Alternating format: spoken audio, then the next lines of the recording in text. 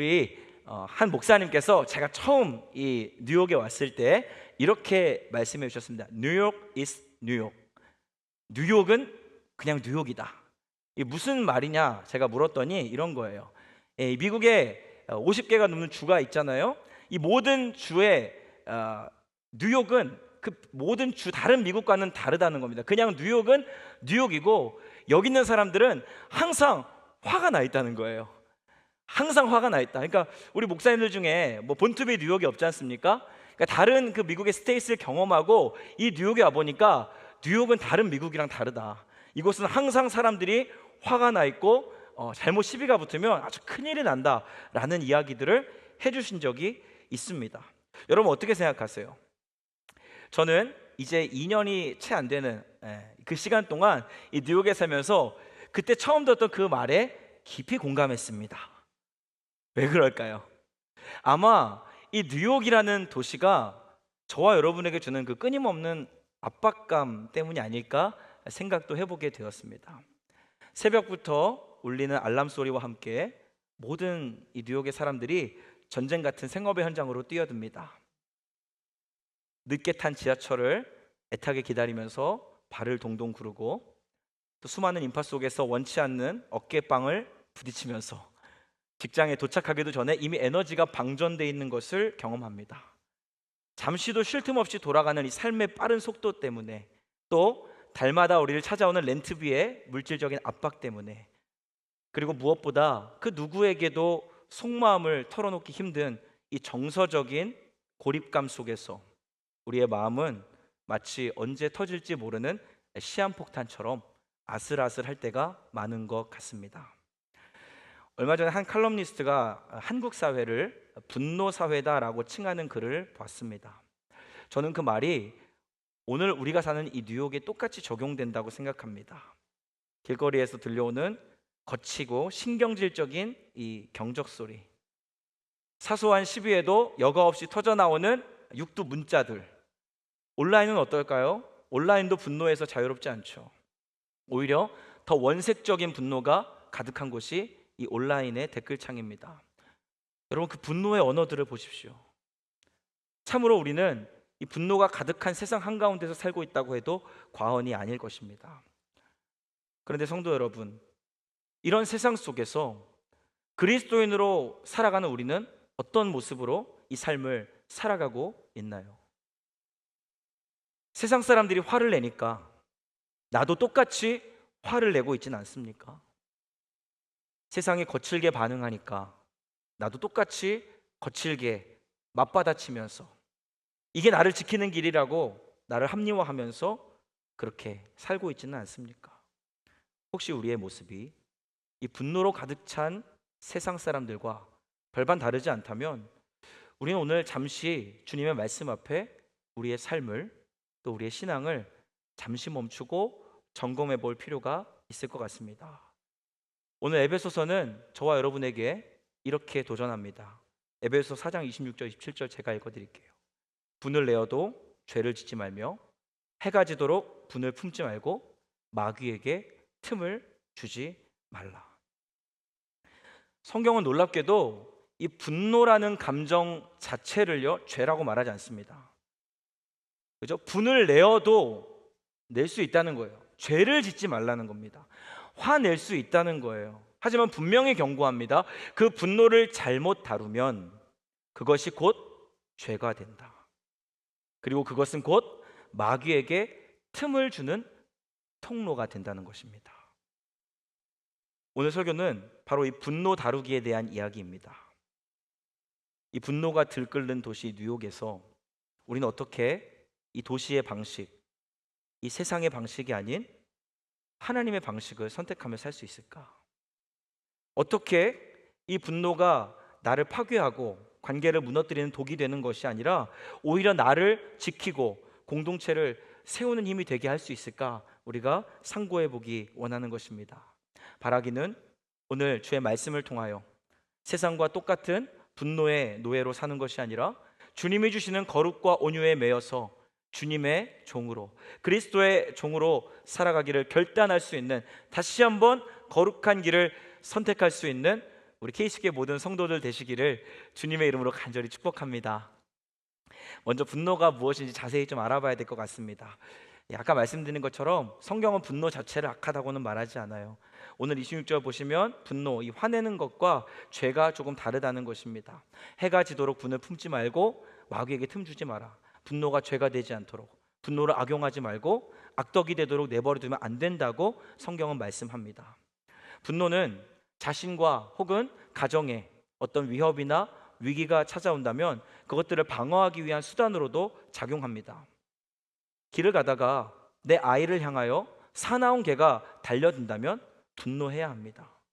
누군가 허락 없이 내 집을 침범한다면 우리는 분노해야 합니다. 그리고 여러분 아시는지 모르겠는데요, 이 부부싸움이라는 것은 굉장히 자연스러운 사람의 행위입니다. 특히 부부싸움이라는 것은 서로를 알아가는 데 굉장히 도움이 돼요. 동의하십니까?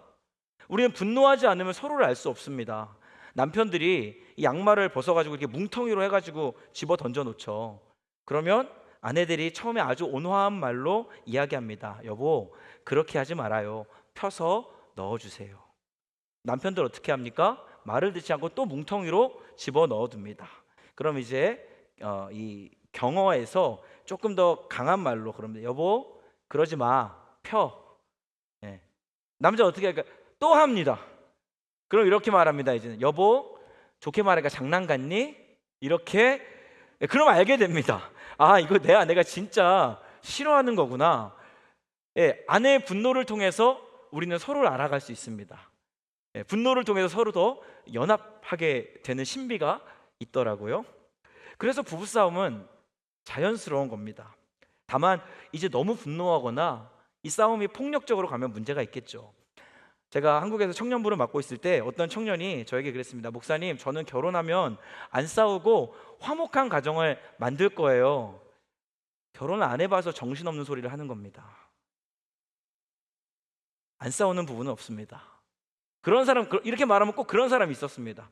목사님, 션 집사님이랑 정혜영 집사님, 최수종 집사님, 하이라 집사님 안 싸우는 것 같던데요. 여러분, 그분들은 이상한 사람들입니다. 이상한 집사님들입니다. 인간은 마땅히 부부싸움이라는 걸 합니다. 인간은 화내고 분노합니다. 만약에 여러분 주변에 단 한 번도 화를 내는 사람, 분노하지 않는 그런 사람 내가 봤다, 그분을 한 번 더 깊이 의심해 보셔야 합니다. 그분 안에 뭐가 있는지 모르는 거예요. 여러분, 이 분노는 나를 지킬 수 있고 서로의 캐릭터를 알 수 있는 순기능이 있습니다. 그러나 여전히 이 분노의 문제는 악덕으로 발전할 수 있는 중립적인 것이기도 하다는 것, 여러분 우리가 다시 한번 기억해 보면 좋겠고요. 성경에도 보면 분노한 사람들의 이야기가 나오죠. 양면이 다 있습니다. 선한 분노와 악한 분노입니다. 예를 들면 다윗의 분노는 어떨까요?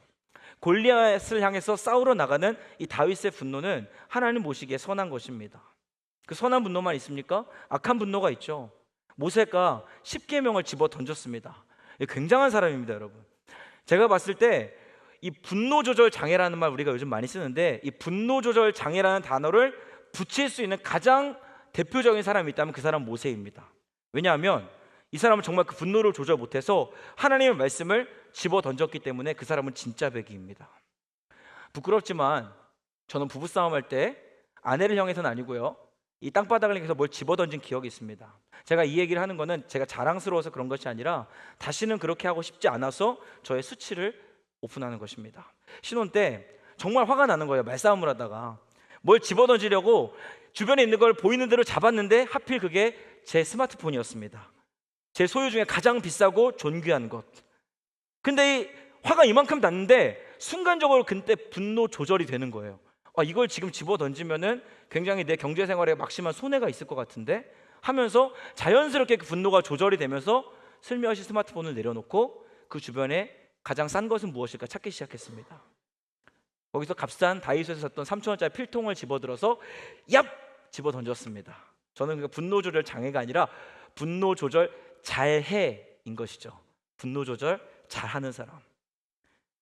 내가 가난한 상태에서 또 다른 비싼 값을 지불할 수는 없었기 때문에 분노한 상태에서도 그걸 잘 조절했다는 것입니다. 그런데 모세는 어떻게 했다고요? 십계명을 집어 던졌다고요. 하나님의 말씀을 이 화를 조절 못해도 집어 던졌습니다. 그러니까 대단한 인간인 겁니다. 그 다음에 보면 이제 예수님이 분노하셨습니다.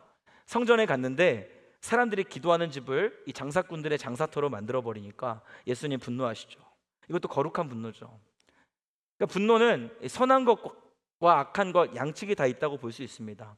제가 분노를 그래서 쉽게 우리 성도님들 이해할 수 있게 두 가지로 나눠봤습니다. 첫 번째는 객관적인 분노입니다. 두 번째는 주관적인 분노예요. 객관적 분노, 이건 뭡니까? 사회적 차원에서 분노하는 겁니다. 우리는 9.11 테러를 보면서 분노했고 세월호 사건을 보면서 분노했습니다. 정치인의 부정부패에 분노하고요, 묻지마 살인에 분노합니다. 누가 봐도 명백한 죄이거나 불의함에 대한 것, 그것에 대한 분노, 객관적 분노입니다. 나와 직접적인 연관은 없지만 타인이나 이웃, 그리고 나와 함께하는 공동체가 받은 피해에 대하여 분노하는 것, 이것을 우리는 객관적인 분노라고 이야기할 수 있을 것입니다. 근데 주관적인 분노가 있습니다. 개인적인 차원에서 분노하는 거죠. 사람에 따라서 이 가치 판단이 다를 수 있거든요. 여러분 그거 아십니까? 여기 계신 한 분 한 분의 가치 판단은 당사자에게는 옳을 수 있습니다. 그러나 그것은 주관적인 겁니다. 다시 말하면 내가 화나 있는 그 부분을 내 배우자에게 강요할 수 있는 것도 아니고 내 자녀에게 강요할 수 있는 것도 아니고 교회에서 통용될 수 있는 것도 아닙니다. 그런데 우리는 나 자신의 이 개인적인 차원에서 가치 판단이 다를 때 분노하죠. 그래서 나와 직접적인 연관이 있는 것을 주관적인 분노라고 이야기할 수 있습니다. 우리는 주관적인 분노에 대해서 오늘 깊이 있게 다뤄볼 텐데요, 제일 쉽게 말씀드리면 이겁니다. 저들이, 나를 제외한 상대방이 나한테 못 맞추거나 혹은 내가 저들에게, 상대방에게 맞추기 힘들 때 우리는 분노합니다. 타인이 나한테 못 맞출 때 분노, 그래서 폭력성을 동원하든지 소리를 지릅니다. 저들이 나에게 못 맞출 때 이렇게 얘기하죠. 왜 이걸 이런 식으로 하는가? 연인끼리, 부부끼리 당신 왜 말을 그런 식으로 해? 왜 청소를 이런 식으로 해? 일할 때는 어떤가요? 자네는 왜 일을 이런 식으로 하나? 아니 왜 행동을 이런 식으로 하나? 내가 마땅히 일해야 한다라고 생각하는 것과 그 실제 양상이 다르게 나타날 때 내가 생각하는 마땅히 그래야 하는 세계와 내 눈앞에 펼쳐진 실제 세계가 다르니까 분노하는 겁니다. 나를 지키기 위해서. 저들이 나한테 못 맞출 때만 분노합니까? 아니요. 내가 저들에게 맞추기 힘들 때도 우리는 분노합니다. 반대로 우리도 말합니다. 왜 땡땡을 이런 식으로 해? 그럼 우리가 뭐라고 말하죠?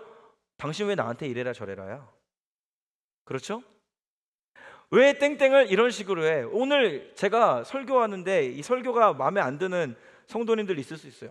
교회 왔는데 위로만 해주고 축복만 할 것이지 왜 설교를 저런 식으로 해? 그럼 저는 왜 저한테 이래라 저래라 하세요? 라고 제가 하지는 않겠죠. 제가 그렇게 하지는 않겠죠. 그러니까 다른 사람이 나에게 어떤 얘기를 할 때 내가 그 사람 못 맞추면 분노하게 되는 겁니다. 제가 예를 드는 것입니다. 내가 상대방을 맞추기 힘들 때도 우리는 분노할 수 있다는 거예요. 그러니까 우리는 분노할 때 내가 부당함을 당해서, 내가 억울한 일을 당해서 나를 지키기 위해서 내가 분노한다라고 생각하거든요. 맞습니다. 근데 여러분 그거 아십니까? 분노할 때, 여러분이 화가 날 때 잘 생각해 보세요. 강자에게는 분노를 못 하고요, 약자에게 분노합니다. 만만할 때 분노합니다. 여러분 생각해 보세요. 강자에게는 분노 못 합니다. 우리나라 속담 중에 한강에서 뺨 맞고 어디 가서 화풀이해요? 벌써 한국 속담을 다 까먹으셨군요. 그렇죠. 감사합니다. 종로에서 화풀이를 합니다. 그러니까 여기서 맞아가지고 저기 가서 화풀이한다는 이야기죠. 맞습니까? 아니죠. 여기서 맞았으면 여기서 화를 풀어야 되는 거 아닙니까? 아니 당신 왜 한강에서 나를 때렸느냐고, 그 한강에서 맞은 그 자리에서 때린 사람한테 화내야 되잖아요. 근데 왜 한강에서 화풀이 못할까요? 단순합니다. 한강에 있는 사람은 나보다 센 사람이기 때문입니다. 강자거든요. 그러니까 여기서 뺨 맞고 종로에 가서 가재미 눈을 뜨는 겁니다. 오늘 한번 누구 하나 걸려봐라. 내가 이 맞은 화를 여기서 풀어내겠다. 실제로 이런 경우 굉장히 많습니다. 직장에서 뺨 맞고 집에서 화풀이하기. 아마 여러분 가운데 부모님을 통해서 이러한 상처가 누적되어 있는 분들이 분명히 계실 겁니다. 아니면 여러분 지금 부부관계 가운데서도 그런 스트레스를 받는 분들이 계실 수도 있습니다. 직장에서 뺨 맞고 가정에서 화풀이하고, 직장에서 뺨 맞고 친구한테 화풀이하고, 직장에서 뺨 맞고 교회 와서 화풀이를 합니다. 나랑 돈에 대한 관계, 보스와 하이어된 사람 간의 이해관계, 혹은 내 밥줄, 내 명예, 내 커리어가 걸린 관계들에 대해서는 최상의 서비스를 다하고, 거기서 혹 뺨을 맞는다면 다른 곳에 와서 나보다 약해 보이는 사람들에게, 나보다 만만한 사람들에게 화풀이를 하고 있는 거죠. 그래서 막 그렇게 화를 내는 사람들에게 당신 왜 이렇게 화가 많습니까? 물어보면 뭐라고 말합니까? 나 분노 조절 장애야. 나는 화를 주체를 못할 때가 있어. 여러분, 저는 모세를 제외하고 분노 조절 장애라는 말을 믿지 않습니다. 왜냐하면 마치 스마트폰을 딱 들고 그 경제적인 가치 앞에 굴복해버린 저처럼 나보다 강한 존재나 강한 가치, 강한 대상 앞에 가면 사람들은 다 분노 조절을 잘 하기 때문입니다. 마동석 앞에 가서 분노하는 사람은 없을 겁니다. 강호동 앞에 가서 분노하는 사람은 없습니다. 힘 있는 사람, 권세 있는 사람, 나보다 높은 사람 앞에 가면 누구나 분노 조절을 잘 합니다. 사무엘상 17장을 보면요, 이스라엘이 블레셋과 대치하는 장면 나옵니다. 골리앗이 나와서 하나님을 모욕하고 싸움을 북돋을 때 이스라엘 진영의 군사들이 40일간 단 한 명도 그 전장에 골리앗 앞에 나서지 않았습니다. 자신들의 조상을 욕하고 부모를 욕했죠. 나라를 욕하고 하나님을 욕하는데 40일 동안 그 누구도 분노 조절 장애는 없었다는 겁니다. 분노 조절을 너무 잘한 겁니다. 그때 이 핏덩어리 다윗이 용감하게 네가 뭔데? 라고 하면서 나가게 되는 것이죠. 여러분, 우리는 강자에게 분노하는 것이 아니라 약자에게 분노하는 것입니다. 왜 강자에게 분노하지 못할까요? 강자에게 분노하려면 그 분노라는 감정만으로는 안 되기 때문입니다. 뭐가 필요할까요? 용기가 필요합니다. 분노에는 용기가 필요합니다. 사람은 내가 화냈을 때 손해보게 되는 것을 계산합니다. 그럼 용기는 어떤 일을 하냐면, 내가 지금 분노했을 때 손해보게 될 것들이 순간적으로라도 다 계산이 돼요. 그런데 그 손해만큼 내가 그 가치를 기꺼이 지불하겠다라는 마음이 용기입니다. 나의 손해와 나의 피해와 나의 상실을 초월할 만한 명분을 가진 용기가 있을 때 비로소 그 사람은 강자를 향해서, 나보다 힘 있는 사람을 향해서 분노할 수 있습니다. 여러분, 그래서 하나님의 사람들은 강자에게 분노하려면 성령이 충만해야 됩니다. 진짜 제정신으로는 우리는 분노할 수 없습니다. 그게 안 되니까 비겁한 사람들이 약자에게 분노하는 겁니다. 다시, 왜 약자에게 분노한다고요? 용기가 없습니다. 용기가 없습니다. 강자에게 분노할 용기가 없습니다. 어떠한 가치를 지불해서라도 내가 그 분노를 표출하겠다라는 용기가 없습니다. 그래서 비겁한 사람이 약자에게 분노합니다. 그렇기 때문에 여러분, 이 약자에게 분노하는 사람들은요, 내가 비겁하다라는 걸 알고 있습니다. 저도 집에서 가끔씩 아내나 이 3살짜리 꼬맹이한테 화를 내면 제가 가장 수치스럽습니다. 뭐 세상에 불의한 인간들 많고, 돈 많은 사람들 있고, 정치인들, 막 대단한 사람들, 힘 있어 보이는 사람들한테는 한마디도 못하면서 그 사람들 앞에서 깨갱하면서, 배지훈 너 지금 집에서 만만해서 화내는 거지 라는 거를 이 인간이 제일 잘 알고 있기 때문입니다. 그래서 화를 내면서 동시에 수치심이 느껴집니다. 근데 정작 화를 냈지 않습니까? 그 핑계를 뭐라고 해요? 나가 아니라 이 환경 때문이라고, 저 사람들 때문이라고, 가족 때문이라고, 이것 때문에 내가 화낸다라고 말합니다. 지독한 아담적 본성입니다. 아담적 본성. 아담이 하나님 앞에 자기의 수치를 드러내게 됐을 때 아담은 하와 탓을 합니다. 하와는 누구 탓을 해요? 뱀 탓을 합니다. 수치심이 느껴지면 사람은 내 탓하지 않습니다. 남 탓을 합니다. 저 사람 때문에 내가 죄졌다고, 저 사람 때문에 내가 화냈다고, 저 사람 때문에 내가 분노했다라고 우리는 말하게 됩니다. 그래서 분노가 사그라들고 나면 내가 분노한 그 대상과 냉담해집니다. 여러분, 분노하고 나면 그 후가 더 문제입니다. 불이 확 타올랐다가 식어버리고 나면 따뜻해지는 게 아니라요, 얼어버립니다. 불이 식고 나면 그 온기가 남아서, 미열이 남아서 따뜻해지는 게 아니더라고요. 이 사람 때문에 내가 분노했다라는 핑계를 대다 보니까 그 사람과 더 냉담해집니다. 그래서 그 순간부터는 마음의 거리는 더 멀어지는 것 같습니다. 그 사람을 대하여서 완전히 마음의 문을 닫기 시작해요. 그래서 분노하면 분노할수록 그 사람과의 관계는 더욱더 냉담해지게 되더라는 것입니다. 여러분, 이처럼 분노는 단기간 안에 나를 망칠 수 있는 강력한 파괴력을 갖고 있습니다. 분노는 가장 짧은 시간 안에 나와 주변을 파괴할 수 있는 힘이라는 것입니다. 그렇다면 우리가 이 분노를 어떻게 다스릴 것인가? 제가 4가지로 요약을 해보았습니다. 분노했을 때 우리가 어떻게 이 분노를 다스릴 것인가 4가지로 살펴봅니다. 첫 번째는요, 첫 번째 다 C로 통일을 했어요. 카운트입니다. 카운트. 여러분, 카운트는 뭡니까? 우리의 분노를 다스릴 때 시간이 필요하다는 겁니다. 이 미국 속담 중에 When angry, count 10이라는 속담이 있다고 하더라고요. 화가 났을 때 열을 세라라는 말이래요. 원래는 이 3대 대통령인 토마스 제퍼슨 대통령이 화가 나면 숫자를 100까지 세보세요라고 했던 말이 이 속담으로 변형됐다고 합니다. 내가 지금 화가 났어요. 그런데 곧바로 화를 내지 않고 하나, 둘, 셋, 넷, 다섯, 마음을 다스릴 시간을 버는 겁니다. 분노했을 때 분노의 불길을 그냥 쏟아내는 것이 아니라 시간을 두고서 조금 참으면서 마음은 가라앉히고 좀 더 좋은 표현과 완곡한 성숙한 문장을 골라낼 때 큰 사고가 나지 않을 수 있습니다. 그렇게 마음속으로 준비해서 진중한 이야기, 그 사람과 관계를 정말 회복하기 위한 그 진심, 엄숙한 이야기들을 우리가 전할 때 우리의 분노가 다스려질 수 있다는 것입니다. 잠언 12장 16절 말씀이 있는데요, 우리 함께 같이 읽어보시겠습니다. 미련한 자는 당장 분노를 나타내거니와 슬기로운 자는 수욕을 참느니라. 무조건 분노하지 말라는 얘기가 아닙니다. 무조건 참으라는 얘기가 아닙니다. 시간을 두고서 침착하고 냉정하게 나를 살펴볼, 그 화를 누그러뜨릴 필요가 있다라는 것입니다. 두 번째 C는 카운셀입니다. 카운셀.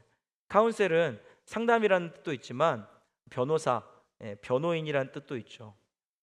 누군가와 충돌했을 때 그 사람 입장에서 그 사람 앞에 변호사를 세워주는 겁니다. 그 사람 입장에서 옹호를 해주는 필요들, 이유들을 찾아낸다는 겁니다. 우리는 다 내 입장에서 생각하거든요. 그때 생각을 전환하는 겁니다. 내가 분노하게 되는 그 사람의 입장에서 카운슬, 변호사를 세워주는 거예요. 그래서 그 카운슬이 그 사람을 변호하고, 변호하다 보면 내 분노의 게이지가 떨어지기 시작하더라는 겁니다. 저도 실제로 이런 것들을 여러 번 경험했습니다. 아, 저 사람 왜 이러지? 왜 아내가 이렇게 말하지?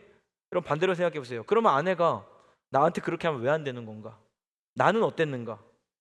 아, 왜 저 집사님, 저 장로님 나한테 왜 그러지? 마찬가지죠. 그 장로님이, 그 집사님이 나한테 왜 그럴까?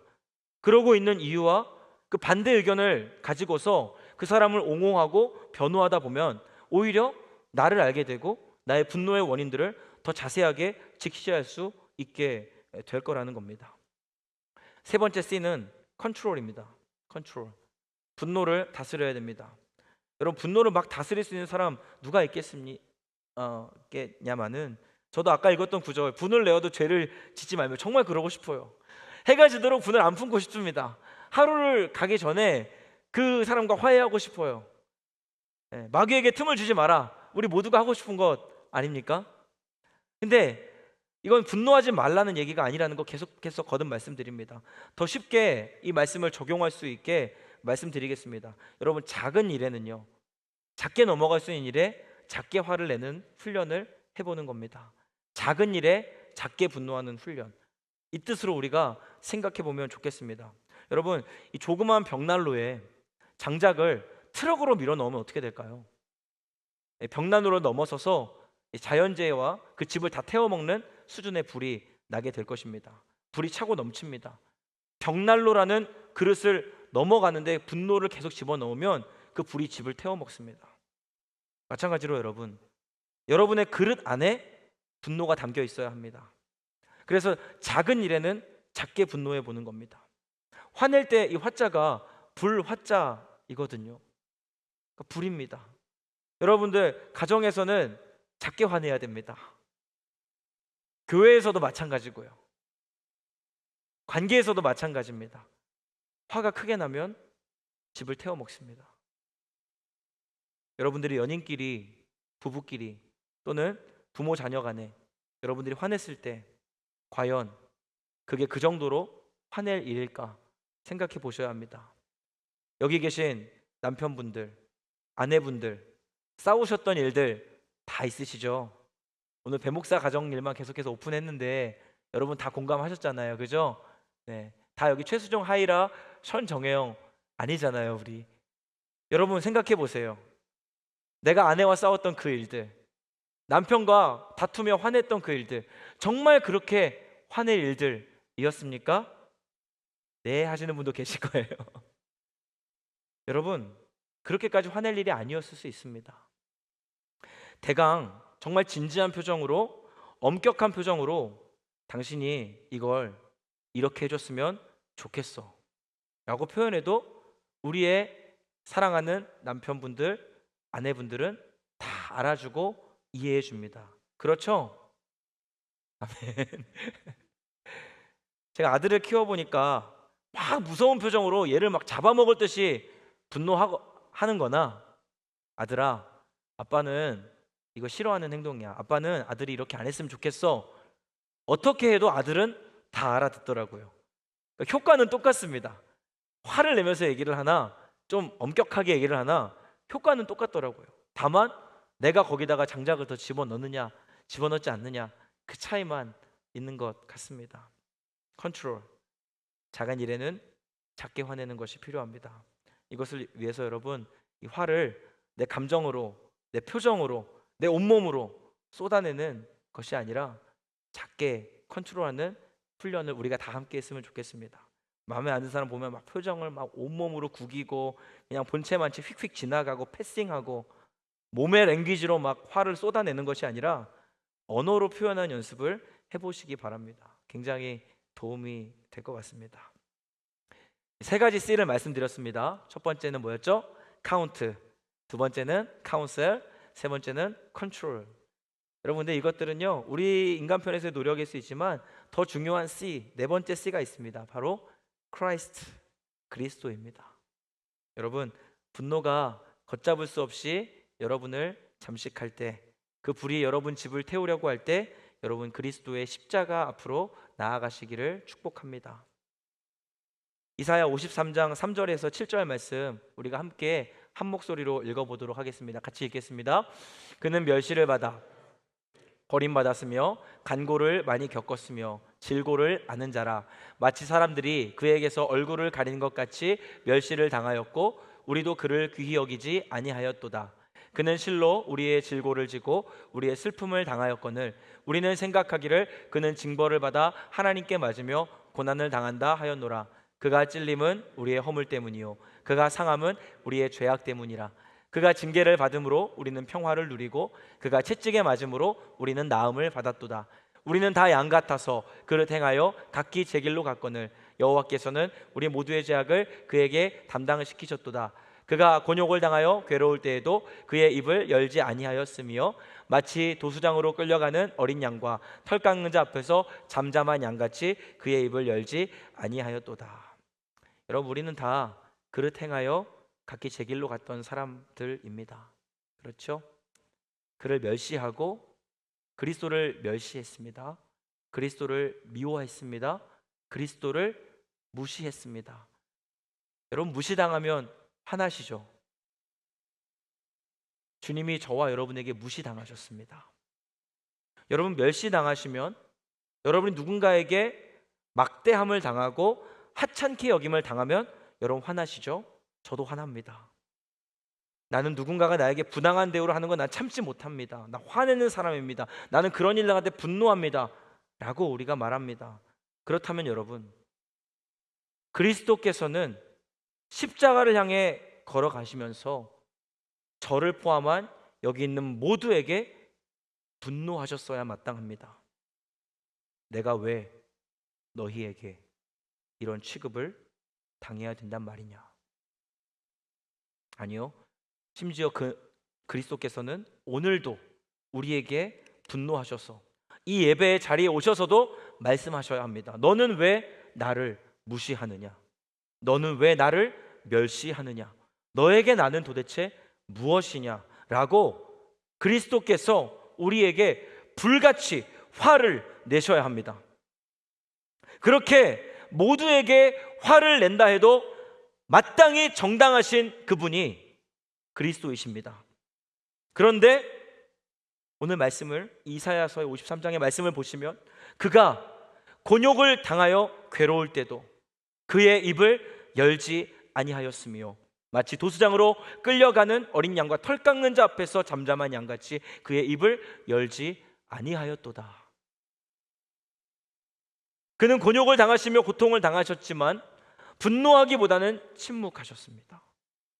순전히 자기가 끌려갈 수 있도록 자신을 내어주셨다는 것입니다. 여러분, 내가 당한 것이 부당하다면 그리스도께서는 가장 부당한 일을 당하셨습니다. 내가 이 일에 대해서 마땅히 분노할 자격이 있다고 생각한다면 예수 그리스도께서는 가장 그 분노에 적합한 권리를 소유하고 계신 분이십니다.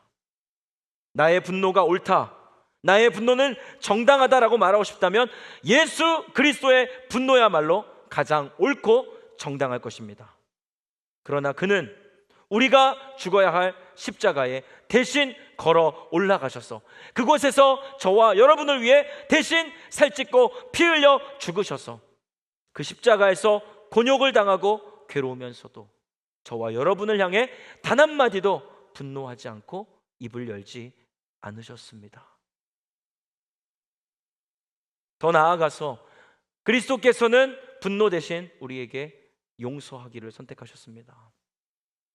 그분은 십자가에서 우리를 용서하셨습니다. 여러분, 용서라는 단어, 아페시스라는 헬라어 단어는 묶인 상태에 있는 것을 풀어준다라는 뜻입니다. 묶여 있는 것을 풀어주는 것이 용서입니다. 짐승이 그 숲을 걸어가다가 인간이 만들어 놓은 덫에 걸립니다. 목이 걸리거나 발이 걸리게 돼요.